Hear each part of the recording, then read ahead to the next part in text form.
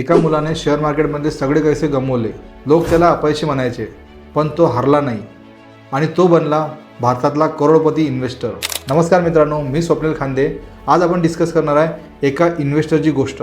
त्यांचा जन्म अतिशय साध्या घरामध्ये झालेला होता. त्यांचे वडील स्टॉक मार्केटचे काम करायचे, पण लहान वयातच त्यांच्या वडिलांचं निधन झालं आणि त्यांच्यावरती मोठ्या जबाबदारी येऊन पडल्या. शिक्षणात मन लागत नव्हतं, पण त्यांना शेअर मार्केटमध्ये खूप आवडायचं. फक्त 19 वर्षी त्यांनी शेअर ट्रेडिंगला सुरुवात केली आणि आपले सगळे पैसे गमावून टाकले. लोक त्याला म्हणायचे, शेअर मार्केट हे तुमच्यासाठी नाही आहे, शेअर मार्केट करू नका आणि शेअर मार्केटमध्ये तुम्हाला लॉसच होईल.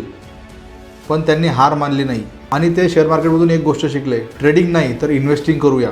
नंतर ते मुंबईला आले आणि त्यांनी कंपन्यांचा अभ्यास करायला सुरुवात केली. त्यापैकीच काही कंपन्यांमध्ये त्यांनी पेशन्सली इन्व्हेस्टमेंट केली आणि याच काही कंपन्यांनी त्यांना करोडपती बनवलं.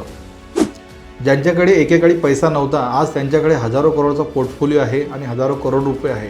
लोक त्यांना फॉलो करतात आणि विचारतात, तुमचं सक्सेस सिक्रेट काय आहे? तर ते नेहमी म्हणतात, पेशन्स, लाँग टर्म इन्व्हेस्टमेंट आणि लाँग टर्म थिंकिंग. अपयश हे शेवट नसतो, तर ते मोठ्या यशाची सुरुवात असते. तर त्या इन्व्हेस्टरचं नाव आहे, तुम्ही बघितलं असेल की त्यांना गायनाची आणि तसेच त्यांना पिक्चरची खूप आवड आहे. त्यांचं नाव आहे नाम तो सुना ही होगा, विजय केडिया.